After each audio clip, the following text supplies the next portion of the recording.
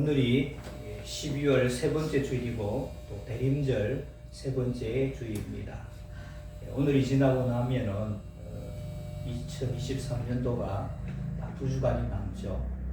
그리고 주일로도 이틀만 남게 됩니다. 지금쯤에 우리 교회는 규모가 작아서 그런 게 거의 없는데, 규모가 조금 큰 교회에서는 매년도 새로운 일꾼을 세우느라고 신경이 곤두서 있습니다. 교회는 하나님 다음으로 사람이 중요합니다. 교회를 구성하는 것이 사람이요, 또 일을 해야 하는 일꾼들이 바로 사람이기 때문입니다. 연말이 다가오면서 부족하고 연약한 사람들을 일꾼 삼으신 하나님을 생각하면서 일꾼으로서의 자세를 한 번 더 가다듬었으면 하는 마음으로 이 말씀을 준비했습니다. 오늘 우리가 읽은 이 누가복음 17장에 있는 말씀과 이 말씀 외에도 우리가 꼭 새겨야 할 말씀들을 중심으로 일꾼의 자세에 대해서 살펴보기를 원합니다. 예전에 제가 있던 그 교회 옆에 인력회사 사무실이 있어서 새벽마다 사람들이 모입니다. 그날 자기를 일꾼으로 써달라고 해서 오는 사람들입니다. 일꾼들이죠. 그런데 교회의 일꾼과 세상에서 돈을 들여서 사용하는 일꾼과는 차이가 있습니다. 여러 가지가 있겠지만 제일 우선으로 들자면, 교회의 일꾼은 자원함으로 드려지는 일꾼입니다. 물론 인력회사 나오시는 분들도 자원해서 오죠. 하지만 그들이 바라는 것은 돈입니다. 돈이 없는데, 돈을 안 주는데 일하러 나오는 사람은 없습니다. 교회의 일꾼은 자원함으로 드려지면서 일을 하는 동기가 다릅니다. 세상 사람은 돈이 동기가 되겠지만 교회의 일꾼은 주님께서 나를 위해 죽어주셨고 사랑해 주셨기에 그 사랑에 대한 응답으로 일꾼이 되어 일을 하는 것입니다. 사랑으로 인한 자원함입니다. 그래서 첫 번째 일꾼의 자세는 자원함으로 드려지는 것입니다. 내가 누구를 보내며 누가 우리를 위하여 갈고, 그때 이사야가 대답한 것처럼 내가 여기 있습니다, 나를 보내소서라고 말하는 자원함이 있어야 합니다. 제가 묻겠습니다. 내가 누구를 보내며 누가 우리를 위해서 갈고, 그럴 때 이러면 내가 여기 있습니다, 나를 보내소서. 두 마디입니다. 내가 여기 있습니다, 나를 보내소서. 이렇게 하는 겁니다. 자, 내가 누구를 보내며 누가 우리를 위하여 갈고, 내가 여기 있습니다, 나를 보내소서. 아멘. 아멘. 하나님께서는 우리를 인격으로 지으셨습니다. 얼마나 우리를 자유하게 지으셨는가 하면 그분을 배반하고 다른 신을 섬길 수 있을 만큼의 자유를 주셨습니다. 하지만 그러한 자유가 있음에도 다른 신을 섬기지 않고 그분만을 섬기며 그분께 헌신하며 섬기기를 바라고 계십니다. 일꾼으로 드려질 자유도 있지만은 일을 안 할 자유도 있는 것이죠. 이사야처럼 하나님께서 직접 음성으로 들려주셔서 일하라고 하면은 누구나 자원함으로 일하겠죠. 왜? 천사가 나타나서 일을 맡기니까. 여러분에게 천사가 어제 저녁에 꿈에 나타나서 너 이런 일 좀 해라. 아이고 저는 안 됩니다, 싫습니다 할 사람이 많지 않을 겁니다. 천사가 나타나서 일을 맡기는데 여러분 누가 싫다고 하겠습니까? 다 자원함으로 하나님 앞에 들여서 일을 하겠죠. 하지만 오늘날은 하나님이 직접 음성으로 들려줘서 일하게 하는 예는 거의 드뭅니다. 없지는 않겠지만 거의 드뭅니다. 대개는 교육자들을 통해서 말하기가 쉽습니다. 집사님, 이번에 교사 좀 하시죠. 집사님, 이번에 우리 이제 구역이 없지만 구역장 좀 하시죠. 맨날 보던 목사님, 맨날 듣던 목사님의 음성으로 하나님이 부르실 수 있다는 사실입니다. 그때에도 이사야처럼 내가 여기 있습니다. 나를 보내소서 하며 자원함으로 들어질 수 있기를 바랍니다. 우리 한 번 더 해볼까요? 내가 누구를 보내며 누가 우리를 위하여 갈고? 내가 여기 있습니다. 나를 보내소서. 네. 두 번째 일꾼의 자세는 자기 자신의 일에 최선을 다하지만은 다른 사람도 배려하고 돌보는 자세입니다. 어떤 분들은 자기 자신이 할 일만 열심히 최선을 다하면은 된다고 생각합니다. 어찌 보면 그 말도 맞는 생각입니다. 정말로 많은 사람들이 자기가 맡은 일도 제대로 다하지 못하고 있기 때문입니다. 하지만은 교회의 일꾼은 자신의 일도 최선을 다해서 열심히 일하지만은 다른 사람도 생각하고 배려하는 자세를 잊지 말아야 합니다. 여러분, 이 주보사의 간지 한번 볼까요? 주보사의 간지를 나눠드렸는데 같이 보겠습니다. 주보사의 간지 19를 하나 넣었는데 생각의 사이라는 김광규 씨의 19가 있습니다. 제가 19를 여러분 읽을 텐데 눈으로 따라 읽어주시기 바랍니다. 생각의 사이 김광규. 시인은 오로지 시만을 생각하고 정치가는 오로지 정치만을 생각하고 경제인은 오로지 경제만을 생각하고 근로자는 오로지 노동만을 생각하고 법관은 오로지 법만을 생각하고 군인은 오로지 전쟁만을 생각하고 기사는 오로지 공장만을 생각하고 농민은 오로지 농사만을 생각하고 관리는 오로지 관청만을 생각하고 학자는 오로지 학문만을 생각한다면 이 세상이 낙원이 될 것 같지만 사실은 시와 정치의 사이, 정치와 경제의 사이, 경제와 노동의 사이, 노동과 법의 사이, 법과 전쟁의 사이, 전쟁과 공장의 사이, 공장과 농사의 사이, 농사와 관청의 사이, 관청과 학문의 사이를 생각하는 사람이 없으면 다만 휴지와 권력과 돈과 착취와 형무소와 폐허와 공해와 농약과 의학과 통계가 남을 뿐이다. 저는 이거 보면서 깜짝 놀라고 이 참 통찰력이 대단하다. 자기뿐만 아니라 타인을 더불어 생각해야 한다는 정말 좋은 통찰력을 주는 시라고 생각했습니다. 우리 성경 말씀 빌립보서 2장 4절 말씀 밑에 나오죠. 우리 같이 읽어볼까요? 시작. 각각 자기 일을 돌볼 뿐더러 또한 각각 다른 사람들의 일을 돌보아 나의 기쁨을 충만하게 하라. 성경에서도 자기 자신의 일도 하지만 다른 사람들의 일을 함께 돌보라고 말씀하고 있습니다. 물론 다른 사람이 해야 하는 일에 주책 없이 사사건건 나서라는 말은 아닙니다. 다른 사람의 일이지만 미처 챙기지 못했을 때 왜 그것을 하지 못하였느냐고 책임 소재를 따지기 전에 그를 도와서 같이 일을 하라는 의미입니다.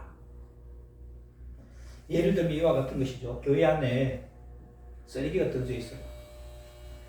쓰레기를 줍고 청소하는 일, 우리 교회는 이제 정해지지 않지만 큰 교회는 대체적으로 관리 집사님이나 또 청소하는 집사님이 따로 있습니다. 근데 그걸 보고 우리 교인이 그냥 지나치면 되겠어요? 아니면 주워서 쓰레기통에 넣어야 되겠어요?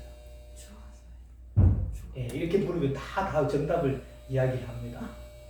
근데 실제로 그 쓰레기를 주워서 쓰레기통에 넣는 사람, 행동으로 하는 사람은 많지 않다는 것이죠. 교회 안에는 많은 일꾼들이 있습니다. 그 일꾼들이 함께 유기적으로 연결되어서 교회라는 한 몸을 이루고 있습니다. 그 몸의 한 부분을 담당하는 내가 소중하기에 다른 사람들도 소중한 것이죠. 그러니 나와 함께 그들을 세워나갈 수가 있어야 합니다. 부족한 부분들을 함께 챙겨주어서 그 사람들을 같이 세워나가는 것입니다.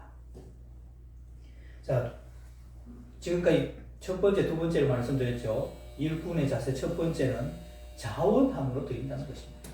그리고 두 번째는 내가 하는 일뿐만 아니라 다른 사람들도 돌보아서 그들도 함께 세워나가야 된다 하는 것이었죠. 그리고 마지막 세 번째 일꾼의 자세가 오늘 본문에 나옵니다. 예수님께서는 오늘 본문에 대해서 6절에는 믿음에 대해서 이야기하다가 그러면서 이 종에 대해서 비유를 들여서 일꾼의 자세를 말씀하고 있습니다. 마지막 때에 믿음을 보겠느냐 하시면서 믿음으로 살기 위해서는 일꾼으로 좋은 일꾼이 될 때 종의 자세로 일을 하라는 것이죠. 우리가 물론 종은 아닙니다. 예수님께서 우리를 높여서 친구라고 하셨고 하나님은 우리를 그분의 자녀라고 하셨기에 우리는 하나님의 자녀들입니다. 하지만 일하는 사람들의 그 일꾼의 자세를 종의 자세로 일하라는 말씀입니다. 여러분, 종이 밭에서 나가서 열심히 일을 하고 이스라엘 백성들은 거기 이제 양을 주로 많이 치었죠. 양을 치다가 돌아왔습니다. 주인이 그 종이 오면 아이고 종님 어서 오세요. 얼마나 고생 많았습니까? 들어와서 쉬세요. 밥을 차에 올리겠습니다. 이렇게 하는 주인이 어디 있냐는 것입니다. 오히려 어서 들어와서 밥 준비해라. 그리고 내가 밥 먹을 동안 너는 옆에서 수종 들고 물도 떠다주고 디저트도 준비해라. 이렇게 하라는 것이죠. 그 다음에 너의 허기진 배를 채우라는 것입니다. 그리고 나서도 말할 때 나는 무익한 종입니다. 그저 마땅히 해야 할 일을 했을 뿐입니다. 라고 말하라는 것입니다. 이게 종의 자세라는 것이죠. 여기서 무익하다는 말은 아무 쓸데없다는 뜻입니다. 나는 내가 한 일에 대해서 어떤 보상을 받을 자격이 없는 사람입니다. 마땅히 해야 할 일을 했을 뿐입니다. 이렇게 고백하라는 것이죠. 여러분, 받아들이기 어려운 말씀입니다. 여러분 표정은 그래도 괜찮다는 표정이신데요. 그렇게 받아들이시길 바랍니다. 죽도록 충성하고 어떤 보상을 받을 수 없는 사람입니다. 그렇게 고백할 수 있기를 바랍니다. 여러분, 주일날이 바쁩니까? 평일날이 바쁩니까? 우리 교회는 규모가 작아서 11시 예배, 한 번 예배 드리는데 조금 규모가 있는 데는 2번, 3번, 4번씩 이렇게 드리는 그런 교회도 있습니다. 그런 많이 예배 드리는 데는 주일 1부 예배 드리시는 분들은 새벽부터 나옵니다. 새벽 6시, 7시 되어서 나와야 예배에 참여할 수가 있습니다. 교회 일들을 슬슬 하시는 분들 말고 정말로 열심히 일하는 일꾼은 주일날이 제일 바쁜 날일 것입니다. 그렇게 새벽부터 저녁까지 헌신하며 수고한다고 할지라도 뼛속 깊이 우리 일꾼이 가져야 할 태도와 자세는 보상은 없다. 대가는 없다라는 것입니다. 그렇게 수고했는데 아무 보상이 없다. 여러분 괜찮겠습니까? 이런 종의 자세로 일하라고 말씀하는 것이죠. 교회 일을 하다가 이제 그 일을 그만두겠다 하시는 분들 중에 마음에 상처를 입은 분들이 들어 있습니다. 대개 상처라는 것이 애를 쓰고 열심히 일을 했는데 돌아오는 것이 수고했다 이런 말보다는 이것은 왜 이렇게 했냐, 저것은 이렇게 했으면 좋겠다 라고 하는 사람들의 말 때문이기도 합니다. 칭찬해주고 격려해줘서 더 잘할 수 있도록 하면 좋겠는데 그렇게 말 못하는 사람들도 교회는 있습니다. 틀림없이 있어요. 그래서 그 말 때문에 상처받은 사람들이 많이 있죠. 칭찬 10마디는 귀에 잘 안 들려와도 꼬집는 말 한마디는 마음 깊숙이 남습니다. 그래서 내가 이런 소리 끊니 그만두자. 나 아니라도 할 사람이 있겠지. 내가 이런 소리 듣자고 이 교회에 나오나. 교회가 여기밖에 없나? 차라리 사람 많이 모이는 교회 가서 그냥 아무것도 하지 말고 예배나 드리자. 이렇게 하면서 교회를 떠나서 이제 큰 대형 교회로 가는 사람들도 있습니다. 교회의 일꾼의 참 자세를 몰라서 하는 말입니다. 예수님께서는 그 어떤 보상과 대가를 받을 만한 사람이 못 된다는 그런 태도를 가질 것을 말씀하고 있습니다. 초대교회 성도들은 예수님 때문에 욕을 먹고 복음을 전하다가 억울한 일을 당하는 것을 영광 중에 영광이라고 여겼습니다. 교회에서 여러분 누가 욕을 제일 많이 먹겠습니까? 앞에 나가서 일을 많이 하는 사람일까요? 아니면은 뒷짐지고 안 나서는 사람일까요? 앞에 나가서 일하는 사람입니다. 일하기 때문에 잘할 수도 있지만은 잘못할 수도 있고 실수할 수도 있는 것입니다. 교회 일꾼은 좋은 일하고 욕먹기로 작정한 사람들이라고 할 수가 있습니다. 일꾼이 열심히 일을 하지만은 이 땅에서는 보상을 받을 생각을 하지 말아라. 대가를 바라지도 말아라고 말씀합니다. 그럼 이것으로 끝나느냐? 이 말을 뒤집으면 이 땅에서는 보상이 없고 대가를 바라지 않지만은 누가 보상하신다는 말씀입니까? 하나님께서 보장하십니다. 믿습니까? 아멘. 믿으시기 바랍니다. 우리 말씀 한번 찾아보겠습니다. 여러분 누가복음 12장 여기 찾아야 됩니다. 누가복음 12장 37절 말씀. 같은 누가복음 12장 37절 말씀. 12장 37절 말씀.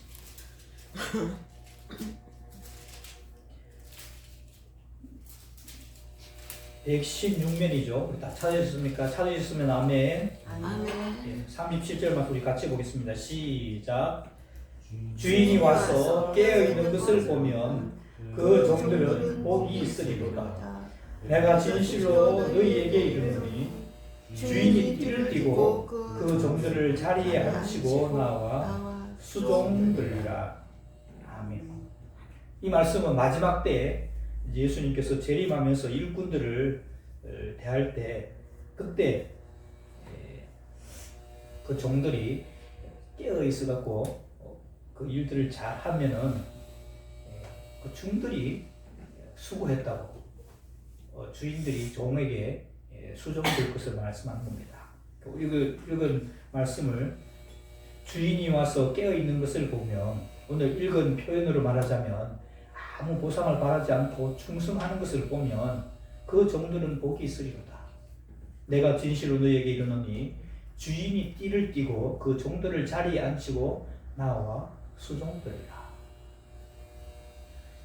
누가 보상하신다는 말씀입니까? 하나님이 보상해 주시겠다는 말씀입니다. 때로는 교회에서 구역장으로 또 우리 교회에서는 이제 뭐 여러 가지 반죽했다고 또 뭐 했다고 이렇게 조금 다른 데를 하죠. 근데 그거 받았다고 좋아하고 못 받았다고 삐지거나 상처받지 말고 맨 나중에 보상하시는 하나님의 보상을 사모하시기 바랍니다.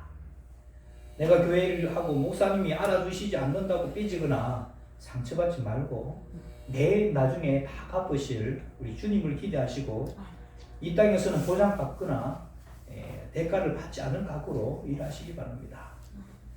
그러면 하나님께서 친히 갚아주실 것입니다. 그러니까 교회에서 이 봉사한다고 조금 마음 치료하는 거 이거 여러분 수고하는 것에 아무것도 되지는 않지만 나중에 우리 주님 앞에 갔을 때 하나님께서 친히 갚아주실 줄로 믿습니다. 그래서 오늘 일꾼의 자세를 세 가지로 말씀을 드렸습니다. 첫 번째 일꾼은 자원하는 사람입니다. 그 동기가 돈이 아니라 주님의 사랑에 응답해서 사랑으로 응답하여 자원하는 자세입니다. 그리고 두 번째 일꾼은 자기의 일에 최선을 다하지만 거기서 지나서 다른 사람들도 돌보아서 함께 세워나가는 자세입니다. 그리고 세 번째 교회 일꾼은 대가를 바라지 않고 보상을 바라지 않고 종의 자세로 일하고 마지막 때 모든 것을 보상하실 하나님을 바라보는 자세입니다. 바라기는 오늘 예배에 참여하신 모든 분들이 올해도 잘 하셨지만 내년도에는 아무 보상이 없어도 때로는 욕을 먹을지라도 자원해서 일하고 함께 더불어 사람들을 세워나가시는 정말 하나님이 기뻐하시는 일꾼들 다 되시기를 주님의 이름으로 축원합니다. 기도하겠습니다. 하나님 아버지, 오늘은 일꾼의 자세에 대해서 살펴보았습니다. 부족하고 연약한 우리들에게 직분도 주시고 여러 가지 일을 맡겨주셨습니다. 앞으로 그 직분과 일을 맡길지도 모릅니다.